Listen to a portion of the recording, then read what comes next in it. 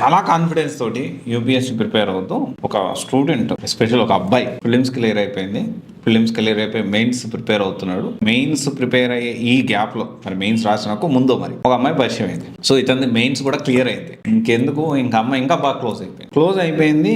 అప్పుడు ఇంటర్వ్యూ ఇచ్చాడు. అన్ఫార్చునేట్లీ ఇతని టైం బ్యాడ్, మరి ఫోకస్ కొంత డివియేట్ అయ్యాడు. మెయిన్స్ క్లియర్ అయిపోయింది, ఇంక ఇంటర్వ్యూ ఎంత లేదు 3:1 అనుకున్నాడు. మొత్తానికి ఓవరాల్ గా ర్యాంక్ అయితే రాలేదు. ఇంటర్వ్యూ సూపర్ సక్సెస్ కాలేదు, ర్యాంక్ రాలేదు. అమ్మాయి వదిలేసింది, ఈ పిల్లోడిని వదిలేసి ఇంకొక బాగా సెటిల్ అయిన వాడిని చూసి పెళ్లి చేసేసుకుంది.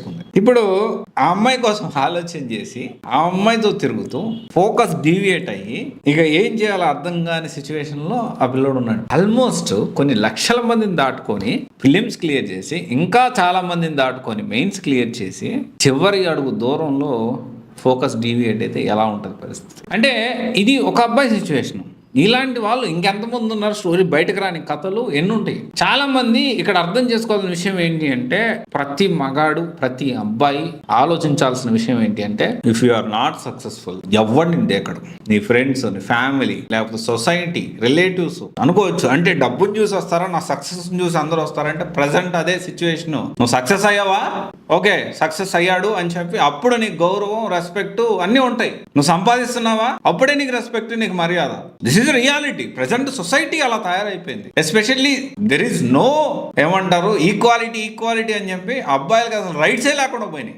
ఎక్కడున్నాయి చెప్పండి, మగాడికి రైట్స్ ఎక్కడ ఉన్నాయి? రీసెంట్ గా ఒకటి చదివాను నేను, ఒక ఇన్స్టాగ్రామ్ లో ఒక న్యూస్ వచ్చింది. దేని గురించి అంటే, ఒక అబ్బాయి జిమ్ ఫ్రీక్ దాదాపు చాలా మంది అమ్మాయిలతో ఎఫ్ఐఆర్స్ పెట్టుకొని పిల్లలు కన్నాడు అంటే వాళ్ళ కోసం, మ్యారీడ్ పీపుల్ తోటి. బట్ ఇప్పుడు విషయం ఏంటో తెలుసా, ఇతను అరెస్ట్ చేశారు.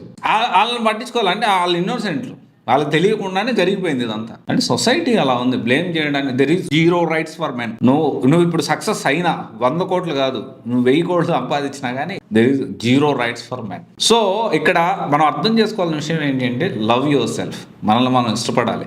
ఇక్కడి నుంచి ఎక్కడికి వెళ్తున్న టాపిక్ అయితే నిజంగానే చెప్తా ఉన్నా, లవ్ యువర్ సెల్ఫ్. మిమ్మల్ని మీరు ఇష్టపడండి. ఎట్టి పరిస్థితుల్లో ఫోకస్ డీవియేట్ అవ్వద్దు. ఫోకస్ అనేది ఎప్పుడు డీవియేట్ అవ్వకూడదు. ఇప్పుడున్న ప్రజెంట్ సిచ్యువేషన్లో చాలా వరకు అమ్మాయిలంటే పాసింగ్ క్లౌడ్సే. నేను నీ పక్కన ఉంటా, నువ్వు సక్సెస్ అయిందాకా నేను నీకు సపోర్ట్ చేస్తా, నీకు మోటివేషన్ ఇస్తా.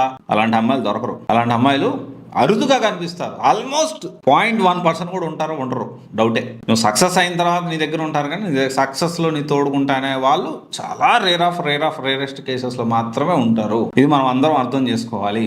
అండ్ సక్సెస్ అయినా కాకపోయినా, డబ్బులు సంపాదించినా సంపాదించకపోయినా, అన్కండిషనల్గా మన పేరెంట్స్ మనం లవ్ చేసేది. This is the reality. So ఎవరైతే యూపీఎస్సీ ప్రిపేర్ అవుతున్నారో, యూపీఎస్సీ వదిలేసి అమ్మాయి కోసం వెళ్తే జీవితం సంకనాగిపోవడం తప్ప, ఈ మాట మాట్లాడుతున్న తప్పుగా అనుకోవద్దు, బట్ రియాలిటీ సంకనాగిపోవడం తప్ప ఇంకా అంతకు మించి ఏమి ఉండదు. నువ్వు అశోక్ నగర్కి, హైదరాబాద్కి ఎందుకు వచ్చావు? యూపీఎస్సీ కోసం వచ్చావా? Group 1 ప్రిపేర్ అవుతున్నావు, Group 2 ప్రిపేర్ అవుతున్నావు, అది మాత్రమే ప్రిపేర్ అవ్వు. దాని మీద మాత్రమే ఫోకస్. అమ్మాయిలు చాలా డేంజర్గా ఉన్నారు.